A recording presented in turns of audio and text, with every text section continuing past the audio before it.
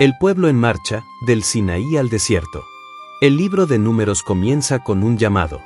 Dios habla a Moisés en el desierto del Sinaí, dentro de la tienda del encuentro.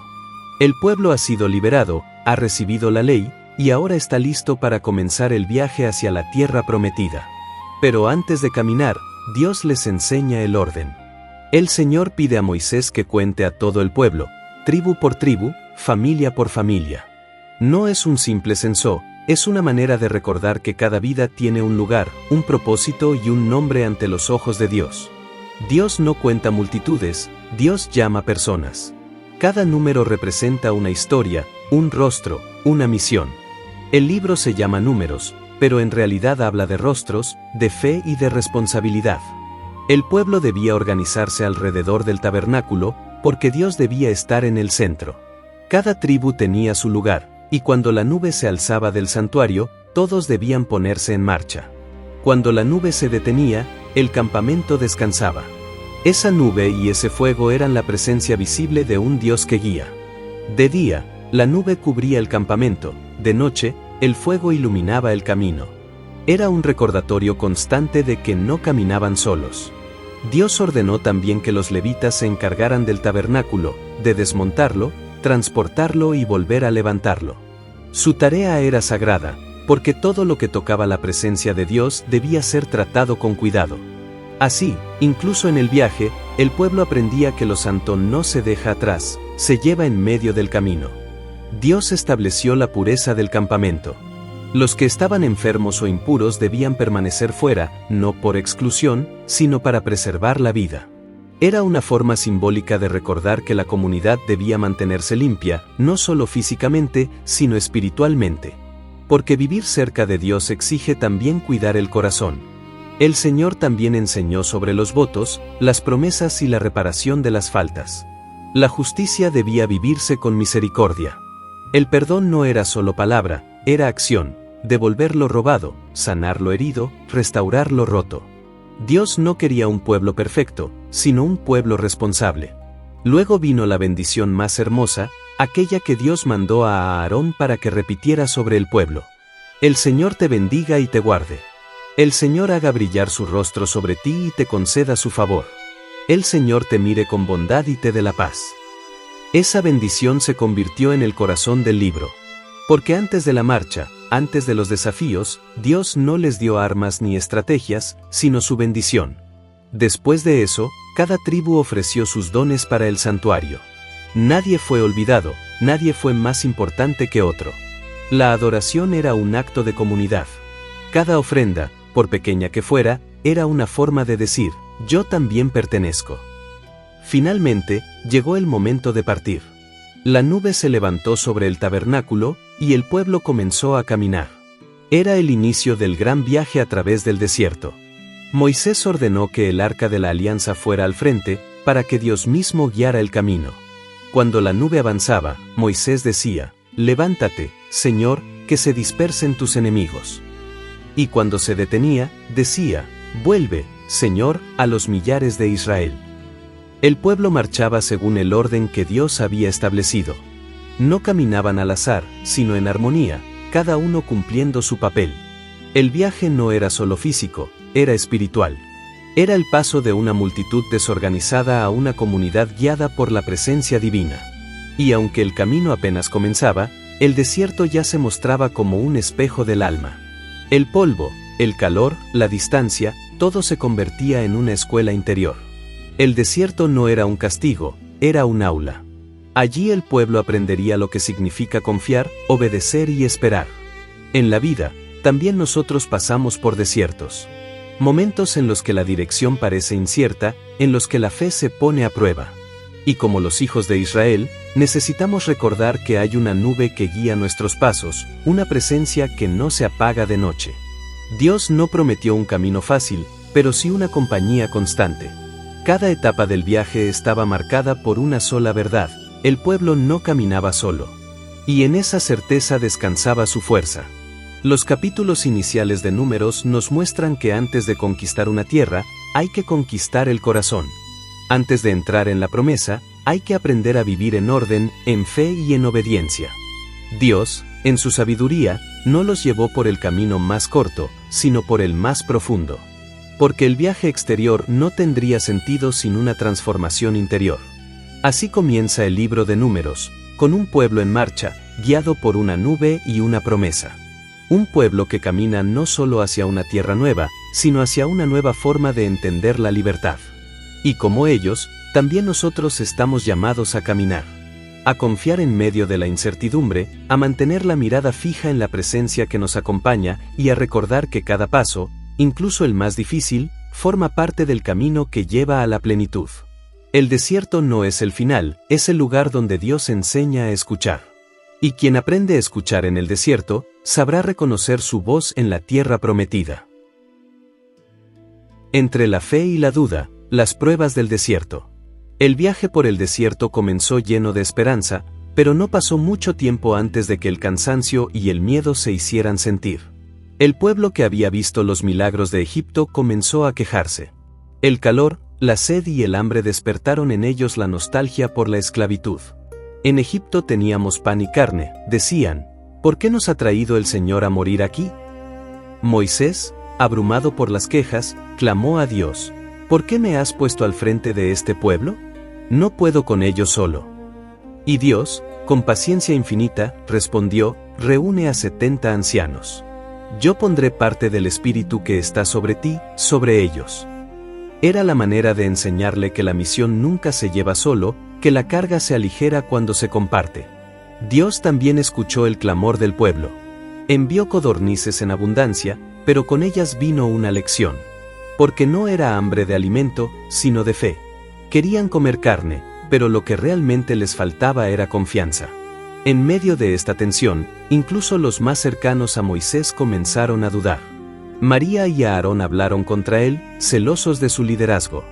Pero Dios los llamó y defendió a su siervo. Con los profetas hablo en sueños, pero con Moisés hablo cara a cara. Fue una advertencia para todos: el liderazgo que nace de la obediencia no se impone, se recibe. Después de eso, el pueblo llegó a los límites de la tierra prometida. Dios ordenó a Moisés enviar 12 hombres, uno por cada tribu, para explorar Canaán. Durante 40 días recorrieron la tierra y volvieron con su informe. Dijeron que era una tierra buena, fértil, que fluía leche y miel. Pero también dijeron: allí viven gigantes, y nosotros somos como langostas ante ellos. Solo 2 hombres, Josué y Caleb, hablaron con fe. Dijeron: si el Señor está con nosotros, esa tierra será nuestra. Pero el miedo fue más fuerte que la confianza. El pueblo lloró y gritó: volvamos a Egipto. Entonces Dios les dijo: por cada día que exploraron la tierra, pasarán 1 año en el desierto. 40 años de camino, 40 años de aprendizaje. No era un castigo arbitrario, era una enseñanza profunda. El desierto se convirtió en un espejo de sus corazones. El viaje hacia la promesa no podía hacerse sin una fe madura. Dios necesitaba un pueblo que no solo lo conociera por sus milagros, sino por su fidelidad. Aún así, algunos intentaron adelantarse al plan divino. Subieron a la montaña para tomar la tierra por su cuenta, pero fueron derrotados. Era otra lección: la victoria no se alcanza con impulso humano, sino con obediencia. El pueblo siguió caminando, y las pruebas continuaron. Algunos se rebelaron contra Moisés y Aarón, encabezados por Coré, Datán y Abirón. Dijeron: ¿por qué se elevan ustedes sobre el pueblo del Señor? Era una rebelión contra la autoridad establecida por Dios. Moisés no respondió con ira, sino con humildad. Y Dios mismo intervino: la tierra se abrió bajo los pies de los rebeldes y los tragó. El pueblo tembló de miedo, comprendiendo que no se puede desafiar lo que Dios ha puesto en su lugar. Luego vino la señal del bastón florecido. Cada tribu colocó su vara ante el Señor, y solo la de Aarón brotó flores y almendras. Era un recordatorio visual de que el sacerdocio no era un título, sino un don divino. El viaje continuó, y llegaron a un lugar llamado Cades, donde no había agua. El pueblo volvió a quejarse. Dios le dijo a Moisés: habla a la roca, y saldrá agua. Pero Moisés, irritado, golpeó la roca con su bastón 2 veces. El agua brotó, pero Dios le dijo: no me honraste delante del pueblo, por eso no entrarás en la tierra prometida. Fue un momento triste. El líder que había guiado con fidelidad por tantos años no vería la meta final. Pero aún así, Moisés siguió sirviendo, demostrando que el amor a Dios no depende de la recompensa, sino de la entrega. El pueblo siguió caminando. A medida que avanzaban, enfrentaron cansancio, serpientes y enemigos. En un momento, muchos fueron mordidos por serpientes venenosas. Clamaron por ayuda, y Dios mandó a Moisés hacer una serpiente de bronce y colocarla en un asta. Quien la mire, vivirá, dijo el Señor. Era un símbolo profundo, no bastaba con huir del dolor, había que mirarlo con fe. El veneno representaba el pecado, la mirada al símbolo, la confianza en el perdón.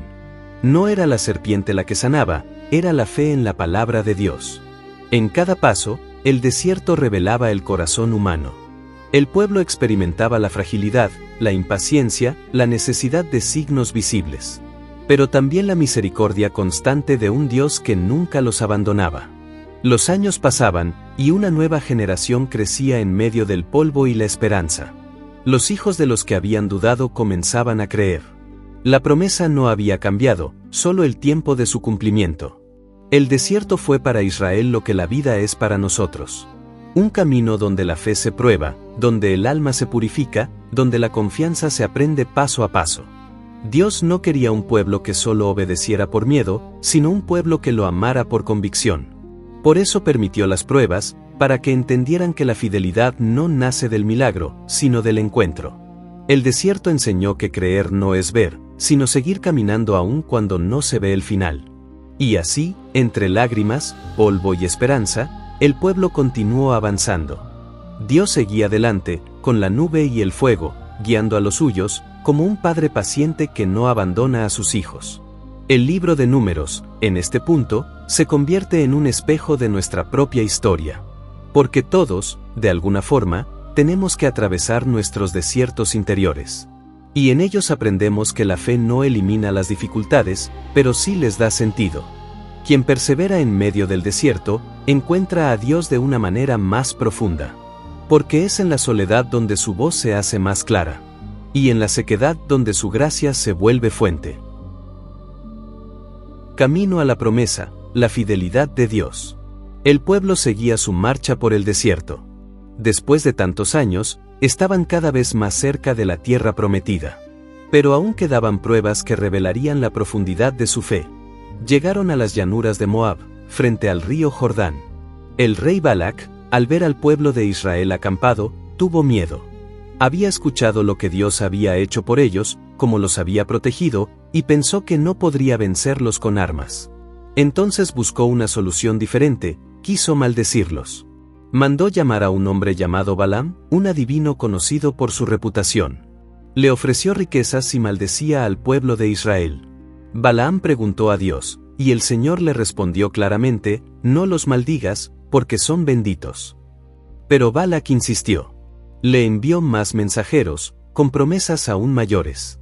Y aunque Balaam volvió a consultar al Señor, su corazón ya estaba dividido entre la obediencia y la codicia. Dios le permitió ir, pero con una condición, solo debía decir lo que él pusiera en su boca. Mientras Balaam iba camino a Moab, su burra se desvió 3 veces del camino, porque veía lo que él no podía ver, un ángel del Señor bloqueaba el paso con una espada en la mano. Balaam se enfureció y golpeó al animal. Entonces Dios abrió la boca de la burra, y ella le habló. ¿Por qué me golpeas? ¿No he sido fiel toda tu vida? Balaam, asombrado, comprendió que Dios le estaba mostrando su ceguera espiritual. Cuando llegó ante Balac, el rey lo llevó a una montaña para que viera al pueblo y lo maldijera. Pero cuando Balaam abrió la boca, de su corazón no salió maldición, sino bendición. Dijo, ¿cómo maldeciré a quien Dios no ha maldecido? Desde lo alto los contemplo, y veo un pueblo que habita apartado, un pueblo que pertenece al Señor. Balac, enfurecido, lo llevó a otro lugar y le pidió que probara de nuevo. Pero una vez más, Balaam solo pudo bendecir. Y en su tercera profecía declaró algo aún más grande. De Jacob se levanta una estrella, y de Israel surge un cetro. Sin saberlo, Balaam estaba anunciando el futuro, el nacimiento de un rey que traería la luz al mundo. Dios convirtió la intención de maldición en palabra de bendición. Así demuestra que ningún poder humano puede anular lo que Él ha decidido proteger. Sin embargo, mientras eso ocurría, el pueblo volvió a tropezar. En Moab, algunos israelitas comenzaron a unirse a los ritos de los pueblos vecinos y a adorar a Baal. La infidelidad trajo dolor y muerte, pero también una nueva purificación. Dios levantó líderes fieles que defendieron la alianza y restauraron el orden. Con el tiempo, Moisés recibió la orden de realizar un nuevo censo. Ya no era el mismo pueblo que había salido de Egipto. Aquella generación había quedado atrás, y una nueva se levantaba, más fuerte, más consciente, más preparada. Dios no había cambiado su promesa, solo había esperado a un pueblo que creyera de verdad en ella. En esta etapa del viaje, se repiten algunas normas, como un eco de la fidelidad divina. Dios vuelve a recordar las leyes de justicia, las herencias, los sacrificios, los votos. Era como si estuviera grabando de nuevo en sus corazones el pacto que los unía. Aparece también una historia conmovedora, la de las hijas de Zelofhad. Su padre había muerto sin dejar hijos varones, y según la costumbre, su herencia se perdería. Pero ellas se presentaron ante Moisés y dijeron: ¿Por qué el nombre de nuestro padre ha de ser borrado por no tener hijos? Danos una parte entre nuestros hermanos. Moisés consultó al Señor, y Dios respondió: Tienen razón. Denles herencia entre sus parientes. Así, por medio de su valentía y fe, se estableció una nueva ley de justicia. Una vez más, Dios mostraba que su corazón está del lado de los que buscan equidad. Luego, Dios mandó a Moisés subir al monte Abarim para contemplar la tierra prometida. Desde lo alto, Moisés la vio, pero sabía que no entraría. No por falta de fe, sino porque su misión estaba llegando a su fin. El Señor le dijo: Llama a Josué, y pon tus manos sobre él. Él guiará al pueblo. Con humildad, Moisés obedeció. Un verdadero líder no busca poseer, sino servir. Y así, el pastor que había guiado al pueblo desde Egipto preparó la entrega del mando a quien continuaría el camino. El viaje se acercaba a su destino. Dios guió al pueblo en sus últimas batallas. Los reyes que se oponían fueron derrotados, no por la fuerza del ejército, sino por la fidelidad del Señor que iba delante. El libro de Números termina con el pueblo acampado en las llanuras de Moab, frente al Jordán. A un paso de la tierra prometida, con una nueva generación dispuesta a creer. Moisés había aprendido que el desierto no era un lugar de castigo, sino de transformación. El pueblo había comprendido que la fe no se demuestra con palabras, sino con perseverancia. Y Dios había mostrado que sus promesas no se cancelan por la debilidad humana, sino que se cumplen a su tiempo, porque Él es fiel. El desierto fue un camino largo, lleno de errores y milagros, de caídas y restauraciones. Pero en todo ese recorrido, Dios permaneció presente. A veces en la nube, otras en el fuego, otras en el silencio. Siempre guiando, siempre esperando, siempre amando. Y así, el libro de Números termina como comenzó, con un pueblo en marcha. Pero ya no es el mismo. Ha aprendido que la fe no consiste en entender todo, sino en confiar incluso cuando no se entiende nada. El desierto los había vaciado de miedo y los había llenado de esperanza. Les enseñó que cada paso, incluso el más difícil, puede ser parte del camino hacia la promesa. Y en esa enseñanza está el mensaje eterno del libro. Que cada desierto humano puede volverse también lugar de encuentro con Dios. Que toda prueba puede transformarse en bendición. Y que la fidelidad de Dios nunca se agota, aunque la nuestra flaquee. Así termina Números, con un pueblo a punto de cruzar el río, y un Dios que sigue caminando a su lado. El viaje no termina aquí, apenas comienza otra etapa. Porque la vida con Dios siempre avanza. Siempre invita a confiar. Siempre conduce, paso a paso, hacia la tierra donde la promesa se cumple.